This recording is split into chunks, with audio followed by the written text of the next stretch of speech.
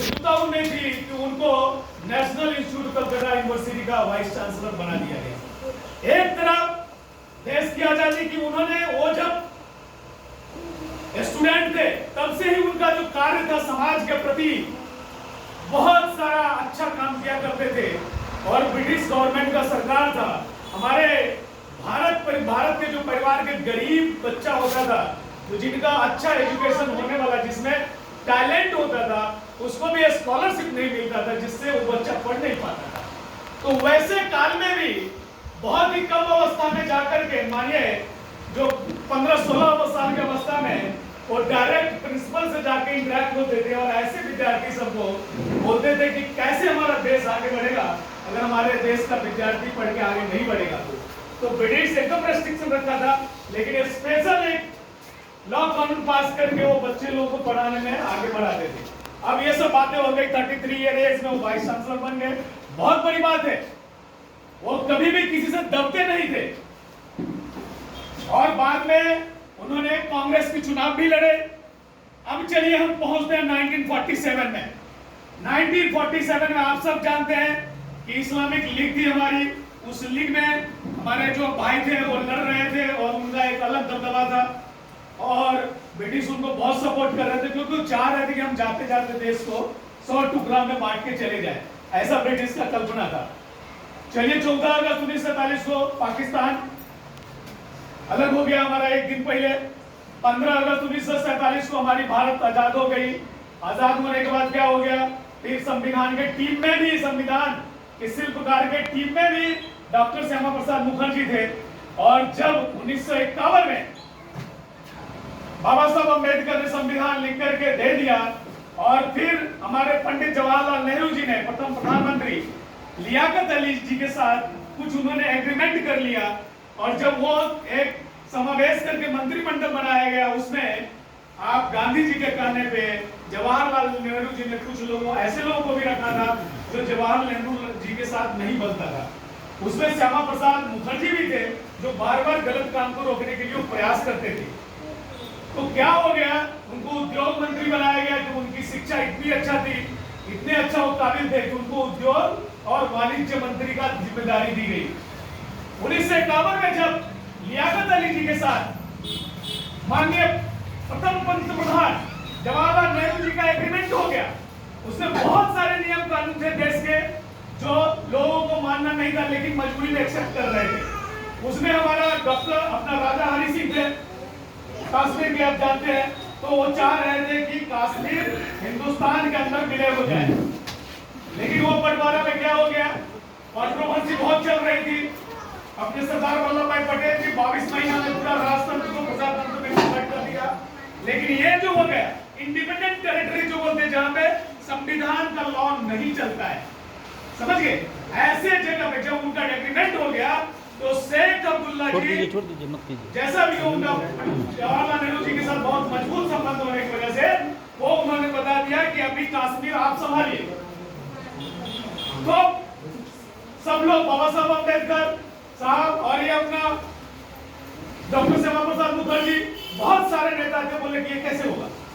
सरदार वल्लभ भाई पटेल जी भी विरोध कर रहे थे, लेकिन एक का भी नहीं सुना गया और शेख अब्दुल्ला जी को वहां का दायित्व दे दी गई। शेख अब्दुल्ला जी ने क्या कर दिया, एक ध्वज तैयार कर लिया, उन्होंने एक संविधान बनाने का आदेश दे दिया और वो अपने को मुख्यमंत्री, मतलब कश्मीर को प्रधानमंत्री मानने लगे अपने आप को। और वहां पे एक नियम बना दिया कि भारतवर्ष से कोई भी व्यक्ति बिना वीजा पासपोर्ट के बिना कश्मीर के अंदर प्रवेश नहीं कर सकता है। बोला ये कैसे होगा, हम तो अखंड भारत का सपना देखें। और जब शिक्षा होती है इंसान में ना, तो किसी के सामने जल्दी झुकता नहीं। वो तो खुद भी बैरिस्ट्री करके आए थे लंदन से, उनके पिताजी वाइस चांसलर थे, खुद भी वाइस चांसलर थे। तो वो उन्होंने इमीडिएट अपने पद से, अपने मंत्रिमंडल से इस्तीफा दे दिया। अब यहाँ पे बहुत ट्विस्ट वाली बात है, एक शिक्षक, एक मतलब एजुकेटेड आदमी अगर चाहता तो उद्योग मंत्री, वाणिज्य मंत्री बन के जीवन भर ऐश की जिंदगी जी सकता था, जी सकता था कि नहीं जी सकता था। लेकिन उस आदमी ने इमीडिएट इस्तीफा दे करके और खड़ा हो गए विरोधी पक्ष में और उन्होंने देखा कि बहुत बड़ा संघर्ष में कैसे लड़ूंगा। फिर संघ संघ का स्टार्टिंग तो डॉक्टर केशव बलराम हेडगेवार जी ने 1925 में किया, लेकिन हमारे द्वितीय सरसंघचालक माधव गुरुजी माधव सदाशिव गोलवलकर जी, जो उस टाइम में संघ के सरसंघचालक थे, उनसे जाकर के डॉक्टर श्यामा प्रसाद मुखर्जी ने जाकर के मिला और उन्होंने बताया, तो माधव सदाशिव गोलवलकर जी ने बताया कि हमारा संघ का ध्येय राजनीति करना नहीं है, इसके लिए हमारी संघ आपके साथ नहीं आएगी, लेकिन आपका विचारधारा चूंकि राष्ट्रवाद है और राष्ट्र के हित की बात करने के लिए आप आए हैं, तो हम आपको मदद करेंगे। तो कैसे मदद करेंगे आप? उसी टाइम में उन्होंने बोला, जो मैं 3 व्यक्ति को आपको देता हूं, ये ले जाइए और फुल टाइम प्रचार प्रसार आपके साथ मिलकर के करेंगे और आपके काम को आगे बढ़ाने में कामयाबी करेंगे। हमारे मित्र ने बताया, ऐसे हमारे अटल बिहारी वाजपेयी जी थे, अटल बिहारी वाजपेयी जी, दीनदयाल उपाध्याय जी, उनका भी कहानी बड़ा ही दर्दनाक है। कम उम्र में माँ पिताजी गुजर गए, उनके मामा मामी ने पाल पोस के बड़ा किया और गरीबी लाइफ थी, सोचा बच्चे को पढ़ाऊंगा ताकि कुछ कमा के रिटर्न देगा। डिग्री करने के बाद वो भी चले गए संघ में। तो मैं क्या बोलना चाहता हूं आपको कि ऐसे परिस्थिति में श्यामा प्रसाद मुखर्जी ने भारतीय जनसंघ की स्थापना 1951 में दिल्ली में की, 19 अक्टूबर को, और ये करने के बाद पहला बार चुनाव लड़े और श्यामा प्रसाद मुखर्जी चुन के आए।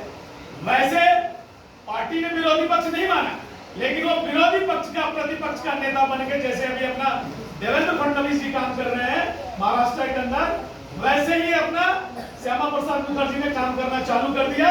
और जब टीम की थोड़ी सी टोली बन गई, टोली बनी, तो आप बोले कि एक देश में 2 प्रधान 2 निशान 2 विधान नहीं चलेगा, नहीं चलेगा।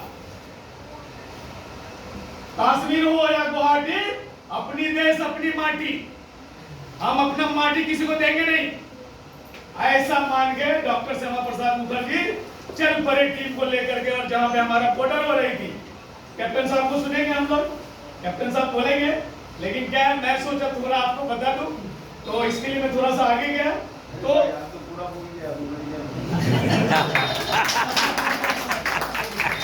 तो मैं इसके बाद थोड़ा संक्षिप्त करके, उसके बाद क्या होगा, टोली लेके चले जहां पे हमारा भारत का बॉर्डर खत्म हो रहा था।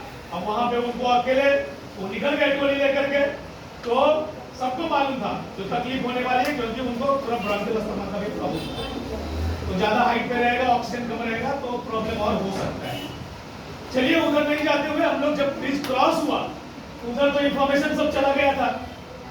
शेख अब्दुल्ला जी ने हमारे डॉक्टर श्यामा प्रसाद मुखर्जी को वहां पे अरेस्ट कर दिया और अरेस्ट करके उनको कारागार में डाल दिया। अब कारागार में डालने के बाद 1 महीना के अंदर, जो 23 जून 1953 की बात है, 53, उस दिन श्यामा प्रसाद मुखर्जी का देहांत। और वही दिन हम लोग 23 जून को डॉक्टर श्यामा प्रसाद मुखर्जी का बलिदान दिवस मनाते हैं। और उसके बाद बहुत कुछ हुई। उसके बाद दूसरा अध्यक्ष हमारे बने दीनदयाल उपाध्याय जी। तो श्यामा प्रसाद मुखर्जी का इस तरह का त्याग और भारतीय जनता पार्टी, उसके बाद बहुत सारा काल आया हमारा, फिर हम 4 सीट के जीत के आए। 4 सीट जीतने के बाद फिर क्या हो गया, हम लोग 35 सीट जीत के लेके आए 1979 में। जो आज 25 तारीख है, काला दिवस, भारतीय इतिहास में आज का दिन काला दिवस मनाया जाता है, क्योंकि इंदिरा गांधी ने अवैध तरीका से माल प्रैक्टिस करके, मैंने पैसा का लेन देन करके पार्टी में जीत के आया था, और वो भी गलत तरीका से काउंटिंग करके जीत के आई थी और प्रधानमंत्री बन गई थी। उसके लिए बहुत देश के जो हमारे लड़ाकू लोग थे, क्रांतिकारी, जयप्रकाश नारायण जी, तो जयप्रकाश के ना, तो जयप्रकाश नारायण जी एक अलग क्रांतिकारी पूरा देश में किया उन्होंने। मोरारजी देसाई जी, हमारे संघ के भी पदाधिकारी सब थे उसमें, और उनको गिराने के लिए एक बहुत बड़ा रामलीला मैदान दिल्ली में आयोजन किया गया। इंदिरा गांधी ने पूरी ताकत लगा दिया कि जयप्रकाश नारायण जी, मोरारजी देसाई, हमारे दीनदयाल उपाध्याय, अटल बिहारी वाजपेयी जी, कोई भी रामलीला मैदान तक नहीं पहुंच पाए। इसके लिए ट्रेन प्लेन सब बंद करवा दिया। अब रामलीला मैदान में जो चल रही है इंदिरा गांधी की सरकार गिराने के लिए। अब जयप्रकाश नारायण जी को पटना जयप्रकाश नारायण एयरपोर्ट अभी पटना वहां से उनको रिटर्न कर दिया गया। फिर उन्होंने बोला, कार्यकर्ता बोला क्या होगा गुरुजी, उस समय तो टेलीफोन की सुविधा थी, मोबाइल थी नहीं, तो बोला आप करो। फिर गुमनाम बन के ट्रेन में बैठ करके पहुंचे और उस आंदोलन से एक ऐसा आया कि इंदिरा गांधी की गद्दी हिल गई। और फिर 1979 में जब चुनाव हुए उस टाइम में हमारा भारतीय जनसंघ जनता पार्टी बन चुकी थी। जनता पार्टी 135 सीट जीत के आई और हमारे मिलीजुली सरकार थी। सरकार बने, उसमें हमारे अटल बिहारी वाजपेयी जी विदेश मंत्री बने, लाल कृष्ण आडवाणी जी भी उद्योग मंत्री बने, ये सब बन गए। फिर बाद में चलने लगा कि भैया आप लोग संघ के हो और जनता पार्टी का तो एक देश में क्या संघ का मेंबरशिप और जनता पार्टी का मेंबरशिप नहीं चलेगा। तो वाजपेयी जी बोले संघ के साथ तो मेरी माँ बेटा का नाता है, मैं इसको छोड़ नहीं सकता हूँ, समझ गए। तो उन्होंने मंत्री पद से इस्तीफा दे दिया और 1980 में भारतीय जनता पार्टी इसी मुंबई में स्थापित हुआ। इसका प्रथम राष्ट्रीय अध्यक्ष अटल बिहारी वाजपेयी जी हुए और मुंबई के अध्यक्ष माननीय श्री राम नाईक जी हुए। यही है आज उसी सपना को अनुच्छेद 370 और 35A का हटाने के लिए हमारी पार्टी निरंतर, हमारे नेताजी सब निरंतर काम करते रहे यहाँ से दिल्ली तक। और वो समय आ गया कि हमारे माननीय प्रधानमंत्री नरेंद्र मोदी जी ने उस सपना को जो डॉक्टर श्यामा प्रसाद मुखर्जी ने देखा था उनको पूरा किया। 370 अनुच्छेद भी हटाया, 35A भी हटाया और कश्मीर को फिर पुनः एक बार भारत में विलय कर दिया। मैं बहुत बोलने का, कैप्टन साहब सही बोले, मैं सब बात नहीं बोलूंगा तो कैप्टन साहब फिर, तो इसके लिए मैं यही विराम दे करके मैं सभी पदाधिकारी सुने मैं दिल से धन्यवाद देता हूं। और हमारे आमदार महोदय को मेरा सुनना पड़ा क्योंकि मैं छोटा सा कार्यकर्ता है तो मेरा सुनना पड़ा, लेकिन मैं 35 बरस से स्वयं सेवक हूँ। 11 साल का उम्र था, हमको पता नहीं था आरएसएस क्या होता है, भारतीय जनता पार्टी क्या होती है, मुझे पता नहीं था। लेकिन मैं उस दिन से संघ में जाना चालू कर दिया, आज तक जाता हूँ। बहुत बहुत धन्यवाद। जय हिंद, जय महाराष्ट्र, जय साईं कोलीवाला, जय भारत जी का है सरवर मिश्रा जी, अध्यक्ष राजन जी,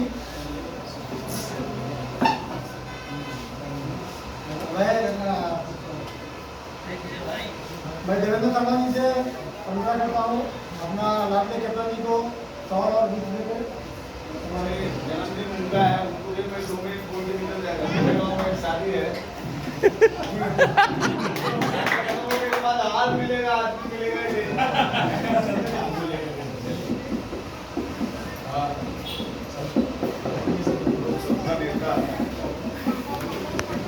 उनको भाई बहुत बड़ा नाम है आपका, महाराष्ट्र का संभालने वाला नेता का नाम है, हम की बार होना चाहिए, हम बड़ा है। सम्मानीय बिहार प्रमोशन का मुंबई का अध्यक्ष, मंडल अध्यक्ष और मंडल महामंत्री, सब भारत देश भारतीय जनता पार्टी परिवार साहब का विषय बहुत गंभीर, एकदम जोरदार आवाज के साथ, देर के साथ, पूरा एकदम अपने तरफ से आपको भी बताया। जनसंघ का स्थापना के बाद हम लोग सब पार्टी में सब जगह अभी भी जो बलिदान हुआ मुखर्जी वो कश्मीर हमारा है, ये नारा चलते चलते चलते अमीर पैसा मुंबई से बनने के बाद कश्मीर का 25 साल का जो सोच है 370 उधर का महिला से उधर का जो है सब हर नागरिक का फ्रीडम देने का विषय मुखर्जी साहब का सोच, सम्मानीय प्रधानमंत्री साहब नरेंद्र मोदी जी, सम्मान्य अमित भाई शाह पूरा किया। अभी हम लोग 3 MB से शुरुआत करके अभी 303 MB हो गया, 2 MB से शुरुआत करके ये पूरा हिंदुस्तान को संभालने वाला पार्टी को